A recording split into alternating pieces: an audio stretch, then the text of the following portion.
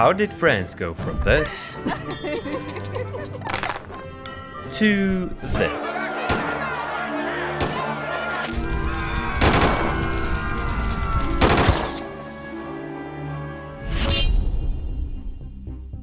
The French Revolution is an unmissable period to understand modern-day politics. It was the moment when ordinary people began getting politicized and politicians split into conservatives versus progressives, right versus left.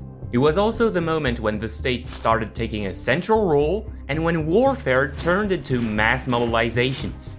And like a lot of revolutions, despite good intentions, the French Revolution went pretty wrong. In 15 years, 6 regimes, riots, coup d'etat, a civil war, and a war with the whole of Europe. Economic and political crisis triggered radicalization and escalated violence. The revolutionaries promoted democracy, but spent so much time fighting each other that they would never really enforce it, and finally end up in authoritarianism. For sure, it was a busy and complicated period, too often simplified and stereotypically depicted. No, the revolution was not a struggle by the poor against the rich. No, France didn't go overnight from absolute monarchy to democracy. And no, the French Revolution wasn't either exceptionally violent nor totalitarian. So in this video series, we're going to look beyond these cliches, trying to understand how the revolution failed and yet reshaped not only France, but Europe and the world forever. And in this first episode, we'll take a look at the roots, at the economic and social issues that would provoke this political upheaval. Let's go back before 1789. Chapter 1. An Obsolete Kingdom. Section 1. What is France? Before asking why France exploded into revolution, we need to ask a more basic question. What even was France in the 1780s? Complicated to answer because it was quite a patchwork. Back then, the idea of having a nationality simply didn't exist. People didn't view themselves as French. They identified with their village or their province. No one would consider that people from Alsace, Occitania, or Brittany were part of the same community. They had nothing in common, and honestly, they wouldn't even understand each other's languages. To make things messier, according to regions, people had neither the same level of wealth, nor the same laws, nor the same taxes, nor the same literacy rate, if you refer to how many people could sign their marriage contract. Then another major difference was religion. In some provinces, Catholic faith was intense, in others far less, and in some there were still tensions with Protestant minorities who still carried scars from the bloody wars of religion 2 centuries earlier. So what actually tied all these communities together? Not much, except one thing. They were all indirectly subjects of the same king. Consequently, France was nothing but a kingdom whose borders were still moving. The lands in the northeast and southeast had been conquered very recently, while parts of modern-day France still belonged to the Pope or to Italian kingdoms. So, in this kingdom, how about the king? Section 2. The Decline of Absolute Monarchy. At the time, Louis XVI was portrayed as the all-powerful King of France, chosen by God, whose authority was superior to anyone. But this idea of an absolute monarchy was actually quite new. For most of French history, the king's powers were very few.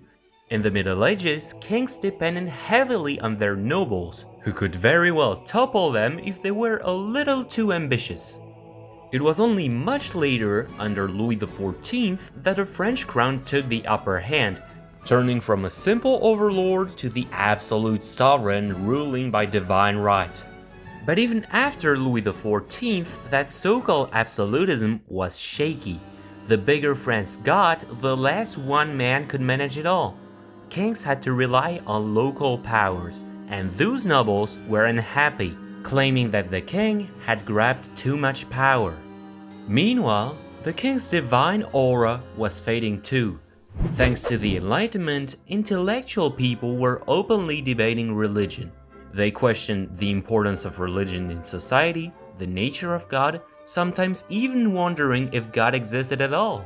Nevertheless, the Enlightenment did not plan to spark a revolution.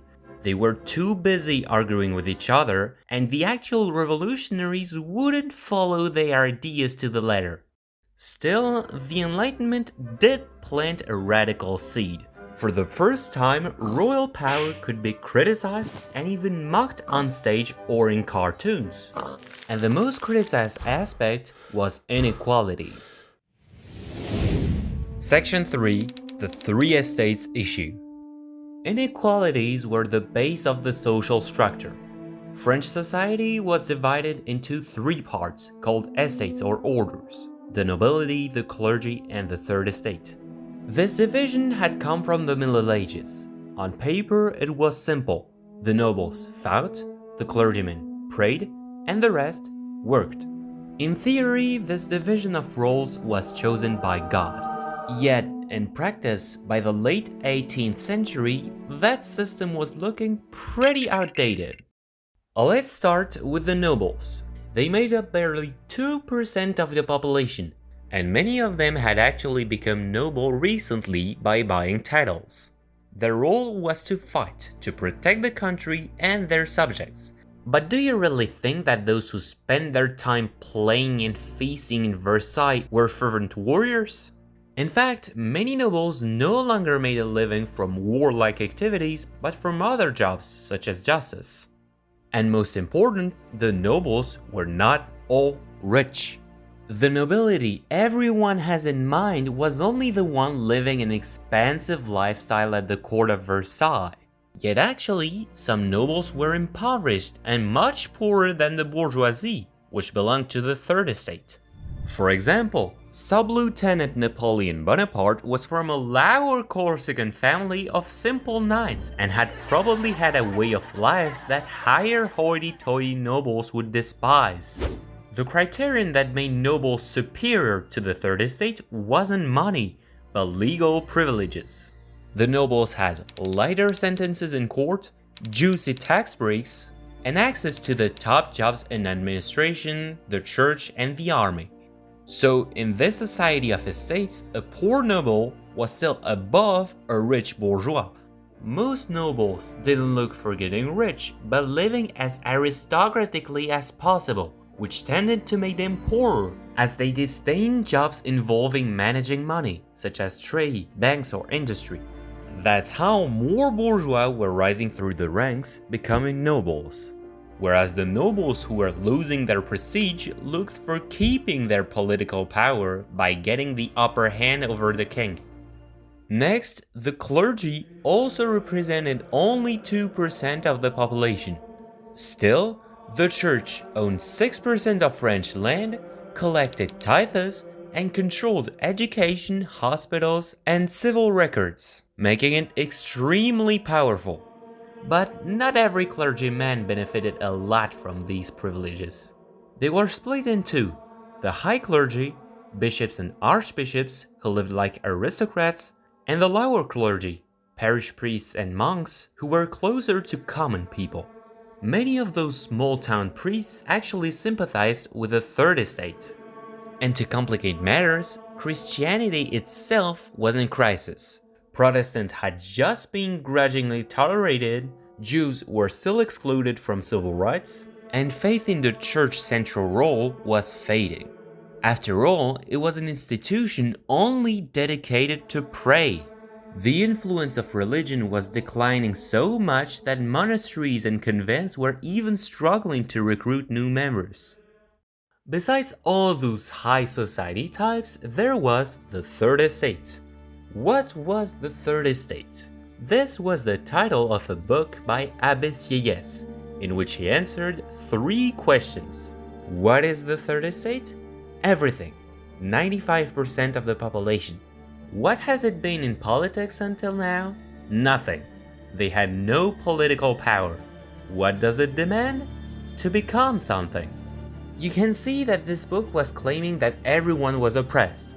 But don't imagine the Third Estate as one single block of peasants with pitchforks. The Third Estate was the most diverse one. Peasants made up the majority, but some were relatively well off, while others didn't have a plot of land and were completely tied to their lords. As for craftsmen, they ranged from skilled artisans like clockmakers to factory workers already experiencing a hard wage labor.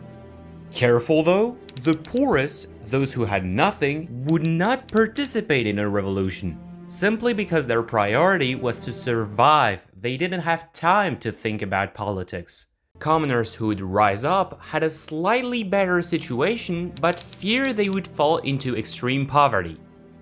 And at the top of the Third Estate stood the bourgeoisie. Merchants, businessmen, bankers, landowners, lawyers, doctors, professors, journalists.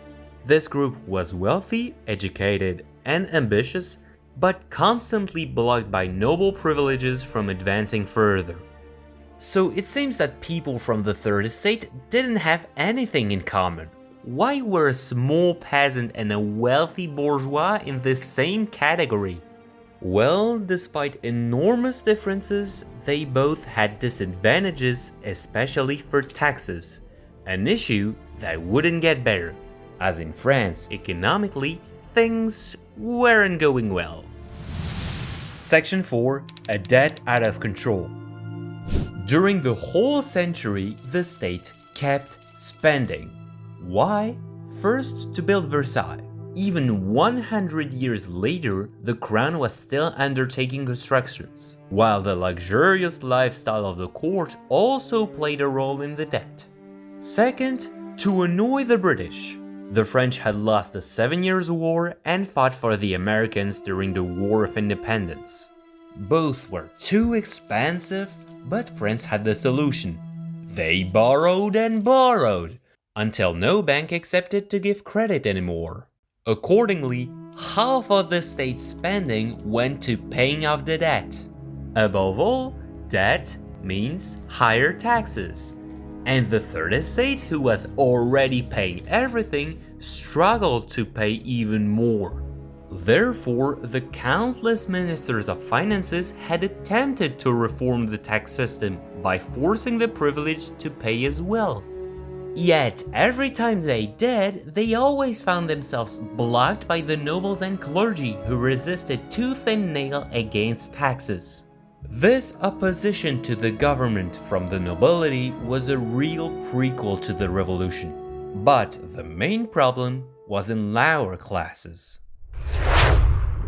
Section 5. Troubles among the little people. The 18th century in France was anything but calm.